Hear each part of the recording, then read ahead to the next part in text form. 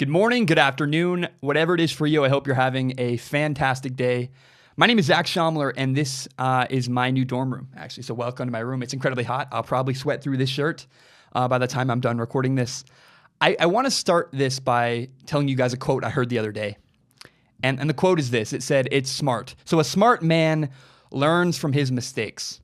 People who are smart learn from their own mistakes.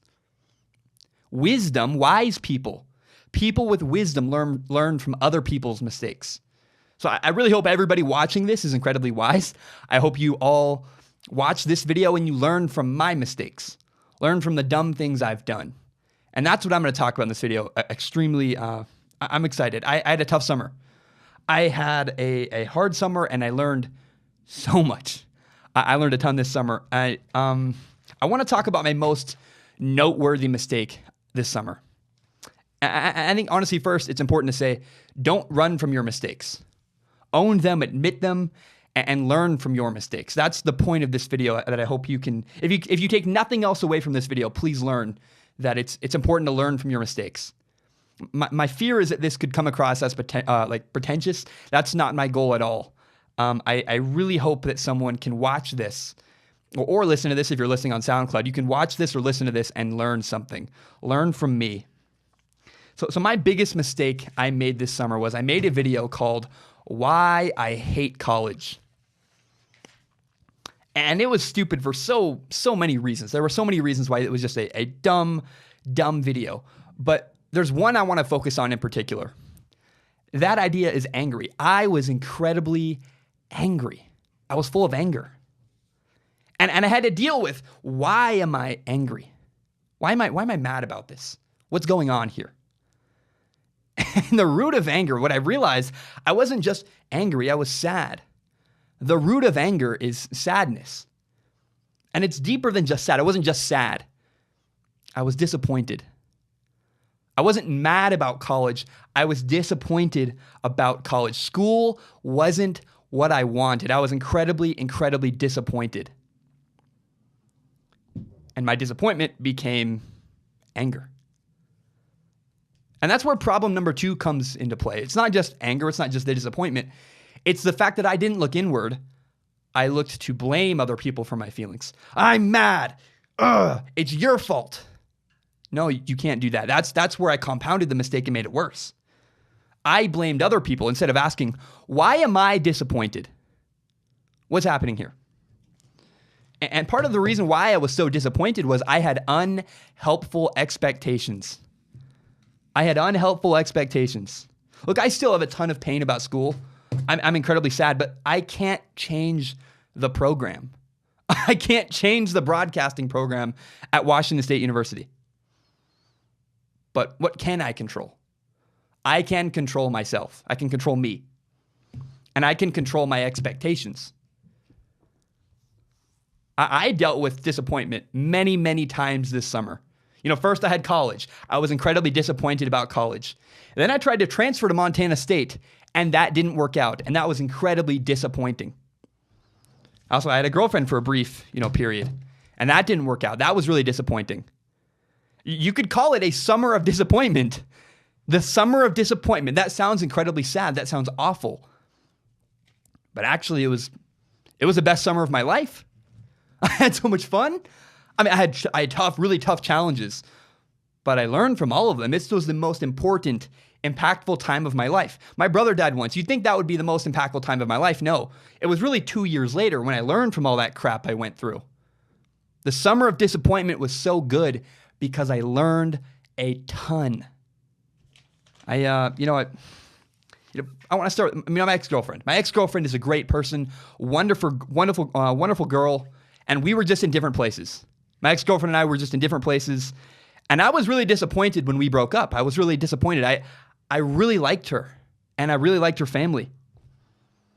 But you can't force someone to want to be with you. I can only control myself. I can't change the program in college. I can't change it. But what I can do, I can control myself, and I can have helpful expectations. Because I had unhelpful expectations. I wanted this. And that was actually a really bad mindset. And now I can refocus my expectations to having helpful expectations. Here's my attitude. I put on social media recently, I said this. I said, life is a never-ending series of bullshit. Accept it and move on. Do the best you can. Life is a never-ending series of bullshit. Accept it and do your best. That's what I said. And many responses to this were incredibly concerned. Many people responded, are you okay? What's going on? Panicking, really. And I didn't mean for that to be a negative post.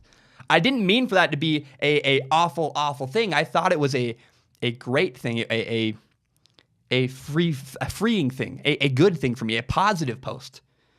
Because there will always be obstacles you don't want to deal with that you have to.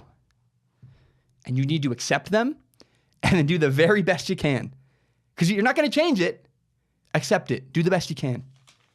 Yeah, I worked at a car wash all summer. Do you think I wanted to work at a car wash? No. But I wanted money. And if I wanted money, I had to work at the car wash. That's how the thing works out. Here's a better example. I got rear-ended recently. It messed up the back of my car a little bit. That's bullshit. That right there, that's bullshit that you don't want to deal with. You get rear-ended. It's not my fault. Didn't want to deal with it. I'm the victim in this situation. Something happened to me that I couldn't control, but I kept my cool. And I did the very best I could to handle it in a kind way. The lady that hit me, I was nice to her. I didn't yell, didn't lose my shit. I just was comfortable. I was calm. I handled it like an adult. I promise you, there will be things, many, many things you have to deal with. You will deal with bullshit that you don't want to deal with. I promise you, you'll have to deal with bullshit. That's life. That is life. And part of growing up is accepting that. Accepting that there's bullshit you have to deal with, that you don't want to. But dealing with bullshit, accepting that there will be bullshit you have to deal with, that doesn't mean you can't do your best to limit your exposure to bullshit. It doesn't mean you can't try to limit how much bullshit you deal with in your life. I deal with as little bullshit as I possibly can. I don't want to deal with bullshit. For example, stuff kept falling out of my pockets. I got shorts with zippers on them. Look, this pocket has zippers. I don't buy any other pair of shorts now. I threw away all of my shorts that don't have zippers on the pockets because I got sick of tired of going to the movies and having my wallet fall out of my pocket and I had to reach into the crevice. Never again. I will never again deal with the bullshit of things falling out of my pocket because there's a zipper on this. That pocket is a zipper. All my shorts now. I have 7 pairs of shorts. They all have zippers. I will never buy another pair of shorts again that doesn't have a zipper. And that's why I changed my major. Limit the bullshit. Deal with as little as you possibly can, but you still will have to deal with some. I changed my major from broadcasting to strategic communication. I'm focusing on public relations. And I changed my major because broadcasting was a ton of bullshit. I mean that in a kind way. It's really helpful for some people. If you want to be local news, it works. It does. That track is great for them. And I want you to know strategic communications, strategic communication, there's no S. And people will get on you about that. And public relations. The new major is still going to have a ton of bullshit. But there will be less. There will be less bullshit in the future because I've changed my major. And I'm ready for the bullshit. I'm ready to deal with it. Excuse my language. Maybe I'll find a better word. I don't mean to turn people away because of that word. But, remember, I shifted my expectations. I now have helpful expectations. I expect to deal with crap. So why will there be less crap? Why will there be less bullshit now that I've changed my major? Broadcasting and video creation is my passion. It's my favorite thing in the entire world, and I care very deeply about it. I care very deeply about this. This matters to me a lot. And my passion and my classes are now separate. They're not intertwined. They're separate things now.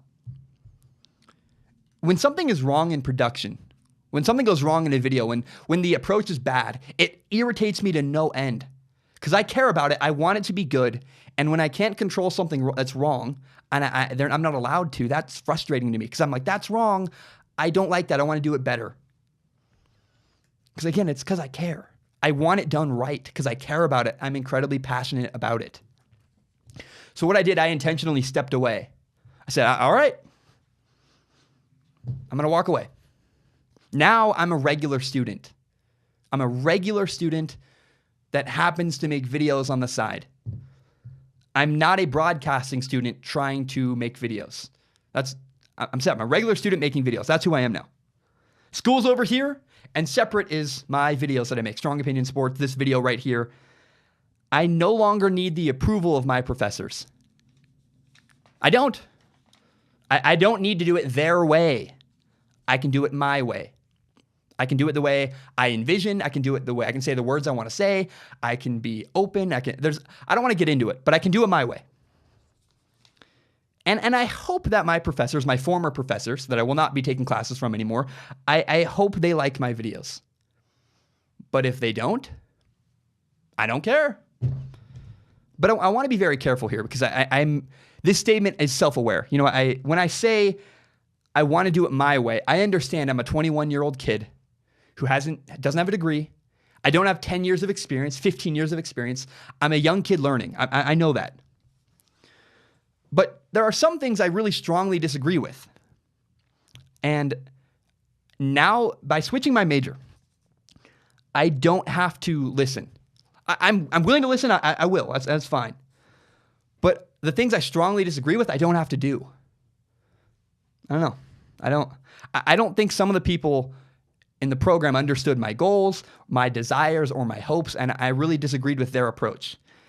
I will have an open mind. I'm willing to listen, right? I'm very willing to listen.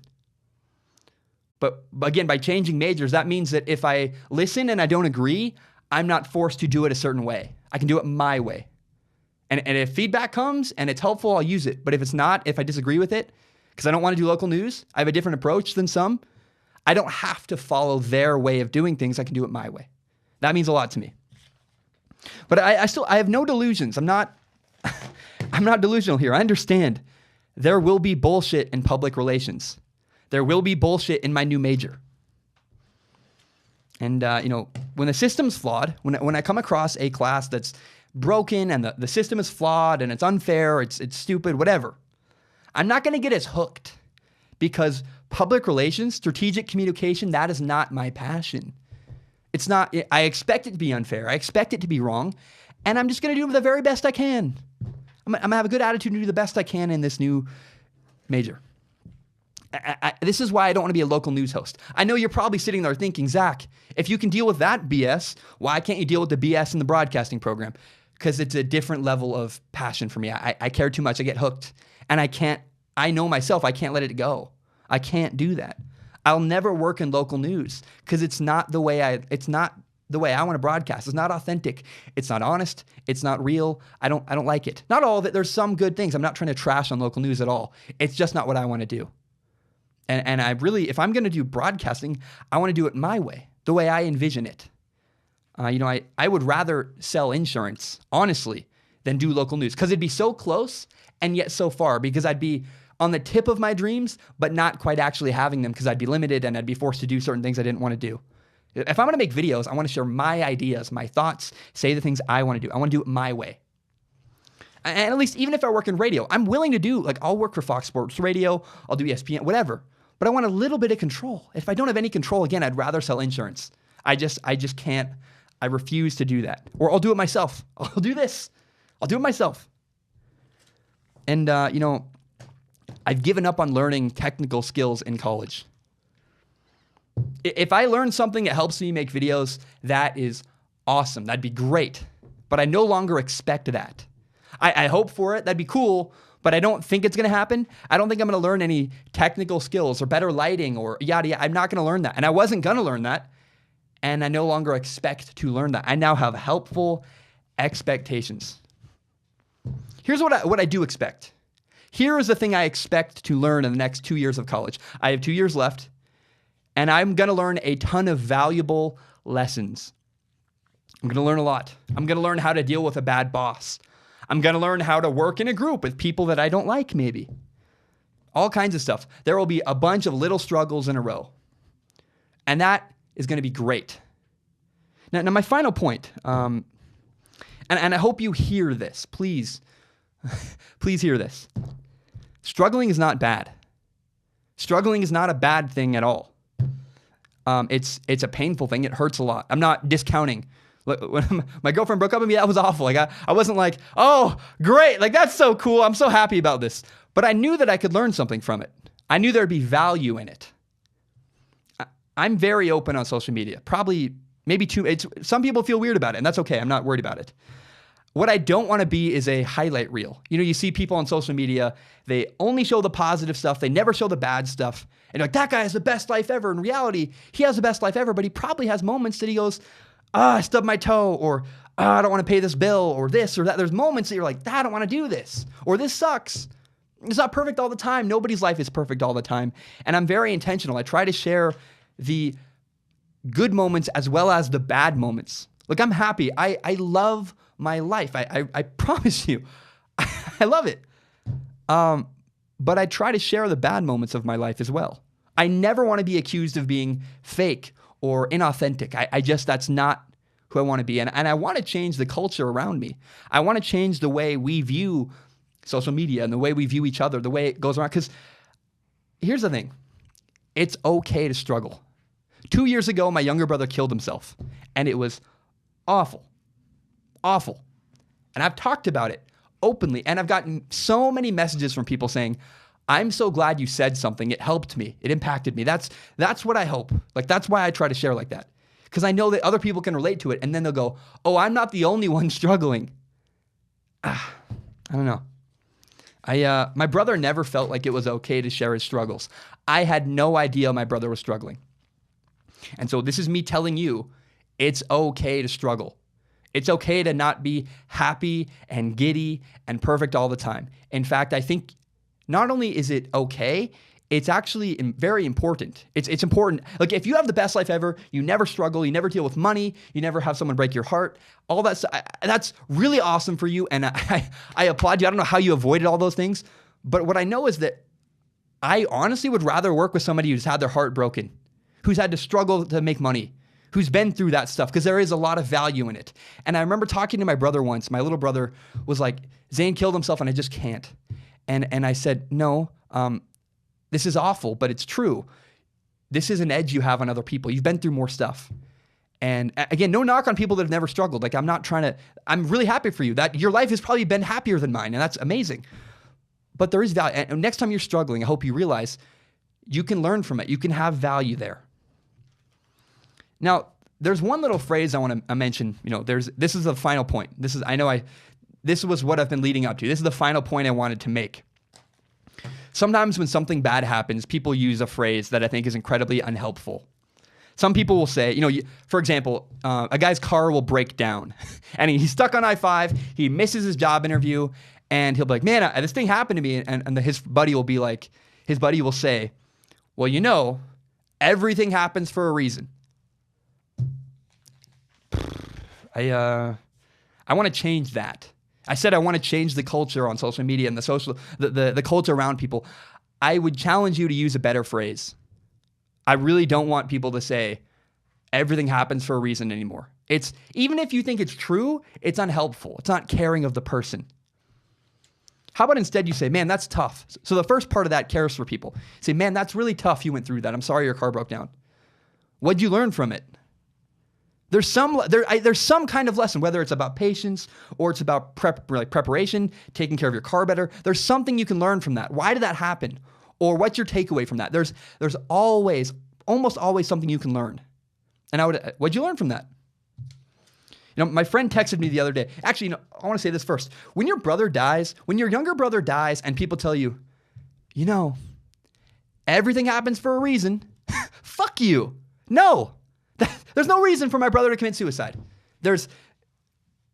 I'm sorry, but I'm not bitter. And I will, there's something that you're probably thinking. You're probably thinking about, well, what about God? How does God work into all this? And I'm going to actually go there. I will in a minute. But first I want to say, you know, my friend texted me the other day.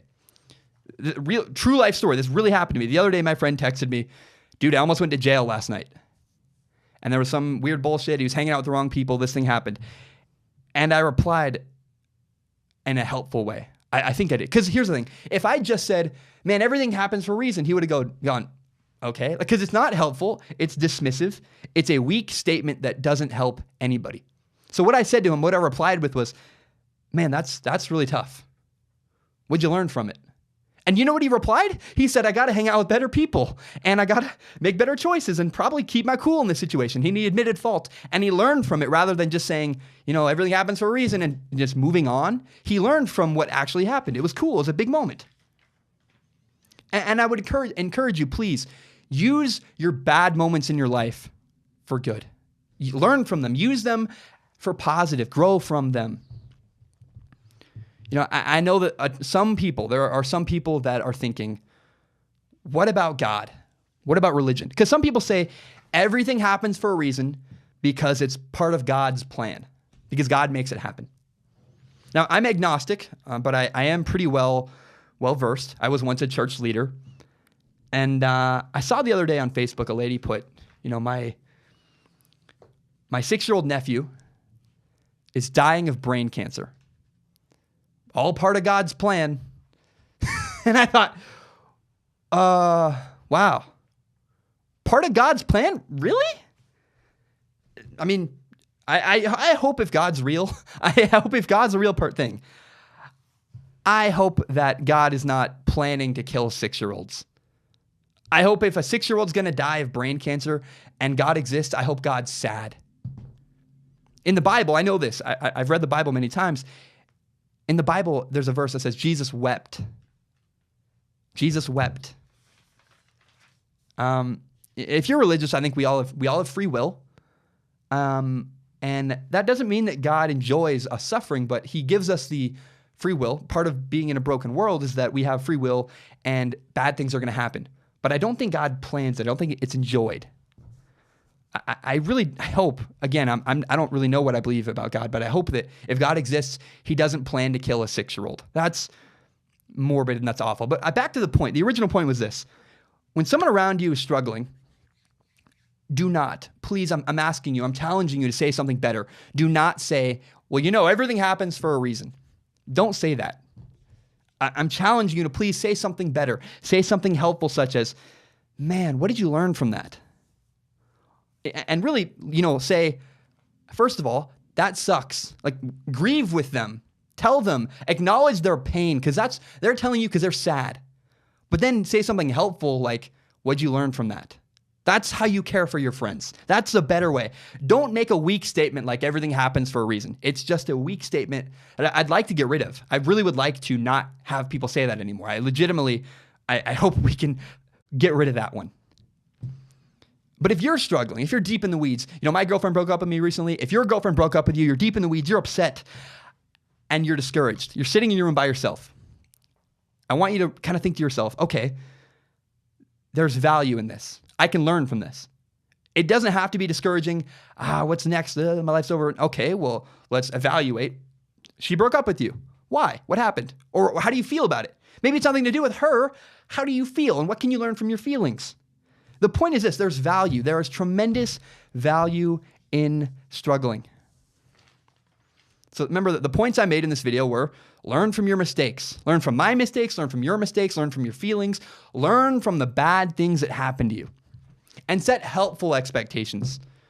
Set helpful expectations that will prepare you, because prepare yourself to deal with bullshit. Prepare yourself to deal with things you don't want to deal with. Prepare yourself. You're going to get rear-ended in life. You're going to have girls break up with you. You're going to have bad things happen. Prepare for that. And prepare for things to be unfair. You're going to be in a class where the rules are dumb and you just got to deal with it and do the best you can. You can't change the rules, but what you can control is yourself. And finally, when your friend is struggling, please don't say everything happens for a reason. Even if you believe it, it's not helpful. It doesn't care for your friend's feelings at all. It's dismissive. It's a weak statement. Please, if your friend is struggling, say something like, I'm sorry. That acknowledge their pain. Say, I'm sorry, that sucks.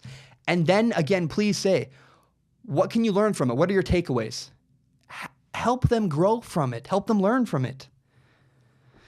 My name is Zach Shomler, and this is my new podcast. There's no name on this. It's very intentional. This is my podcast. There's no name and there's no theme. It's just me. The theme is me, Zach Shomler.